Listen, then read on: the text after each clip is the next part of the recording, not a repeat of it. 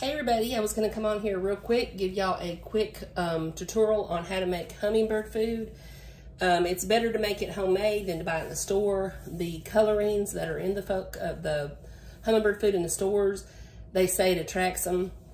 It may attract them to a certain extent, but you can do homemade clear, it attracts them just as good. So actually, I think they like it better. But what you're going to do is you're going to need to do your 1 part sugar to 4 part water, no matter what size batch you make. I'm doing 2 extra large batches because I have a lot of hummingbird feeders. They go through it crazy. I mean, this food is so good, I have hummingbirds fighting over the feeders at this point. So what you're going to do is you're going to get, I'm doing, like I said, this is an extra large batch. So I am doing 8 cups of water to 4 cups sugar. But I'm doubling that and doing 2 extra large batches. So in my pan here, I have 16 cups of water. And in my pitcher here, I have measured out 8 cups of sugar. So what you're going to do is pour that over into your water. Just like so. And I got this pitcher at Dollar Tree. This is only used just for my hummingbirds. That way I know that's what's been in this pitcher and nothing else like is in it that can get into my hummingbird mixture. I know it's just sugar and water. That's all that ever goes in it. And the reason why I love having the pitcher is what you're going to do is bring this to a boil. You're going to let it boil about a few minutes. Usually I do about 2 minutes until the water's clear and I don't see any more sugar crystals in it. Definitely keep it stirring, so you don't want to burn the sugar to the bottom of your pan until you can kind of get it dissolved. But I take this over to the sink once this has been boiling for a little bit. I'm not going to keep doing this video until it boils, but I just want to tell y'all how I do it. I take this over to the sink, I pour my sugar water over into my pitcher, fill it right about here, and then this little spout makes it easier when I fill, let me get my little hummingbird bottle. When I fill my little hummingbird bottles, it makes it easier to just pour it in there and it keeps it from going everywhere.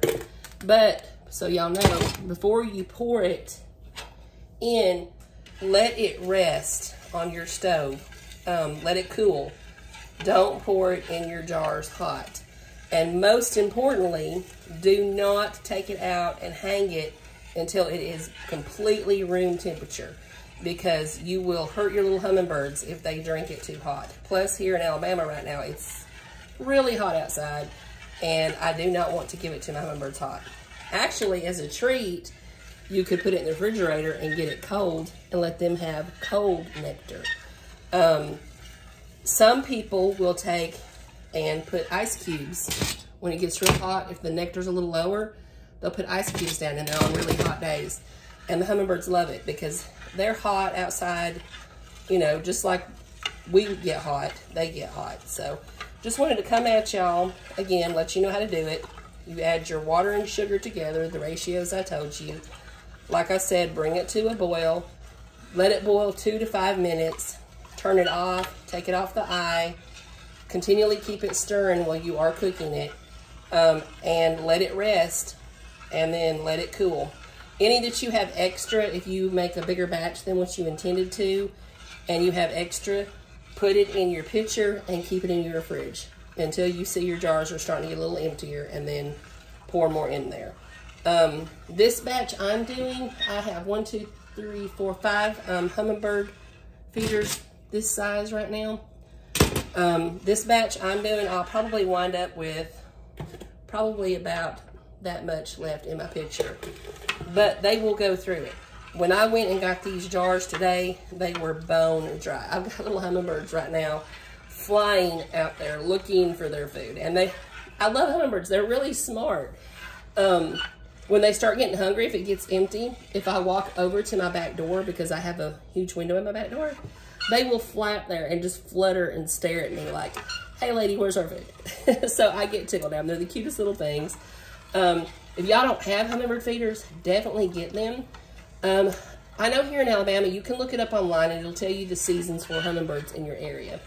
Here in Alabama, about March is when they start migrating here normally. Now, this was a weird year. They didn't show up till April for some reason in my yard. Usually it's March. And they're still, you know, here we are in August, they're still coming. Occasionally, hummingbirds will winter. They'll stay through the winter. Leave your hummingbird feeders out as long as you can. Of course, when it freezes, you can't. They'll break. But leave them out as long as you can over the winter months. Here in Alabama, sometimes we don't hardly get a lot of freezing temperatures, a whole lot. So I try to leave mine out until I just don't see hummingbirds coming. I've never had one over the winter stay yet. They must move on somewhere, probably Florida, a lot warmer. But just a little hummingbird information so y'all know.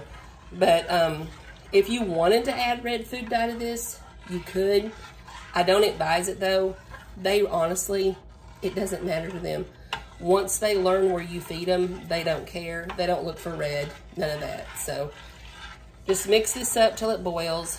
Pour it in your jars. Save your leftovers in a pitcher. This, like I said, came from the Dollar Tree. It's an awesome pitcher. This is the hummingbird feeder I recommend if you like the glass look. It's from Walmart, and the reason I recommend it is it's all plastic. I've used this all season. There's no fading. It's clean as a whistle after I wash it and put it in the sink. It looks awesome. Looks just brand new like the day I bought it. I bought some others. Let me show y'all. At Lowe's, and I did a review on these if y'all want to go back and look on my other video. I bought these at Lowe's. Love the jars. The jars faded. I've got some that look almost white. They faded for one. In one season, y'all. I've only had them for about 3.5 months. They've already started fading. But what I don't like is, I'm not worried about that they're discoloring. I'm worried about this problem, the rust. There's no way that can be healthy for a hummingbird. These are going back to Lowe's. Hopefully Lowe's will do something about it. If not, I'll reach out to the manufacturer. But anyways, I did a video about that. But anyways, there's how you can make your hummingbird food. Of course, you can get hummingbird feeders everywhere. You can get them where they have little rests for them to stand with their little feet on. My hummingbirds stand on my little posts out back. They will sit up there. I've got one that's very territorial.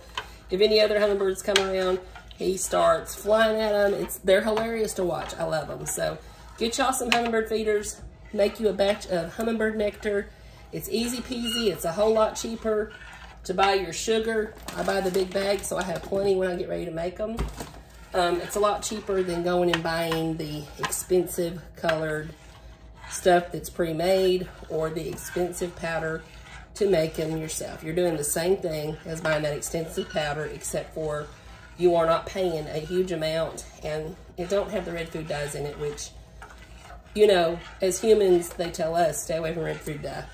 Well, let's not give it to the birds is the way I look at it. So anyways, y'all have a blessed day. Enjoy your hummingbirds. I love mine, and boy, do they love this nectar. Have a great day.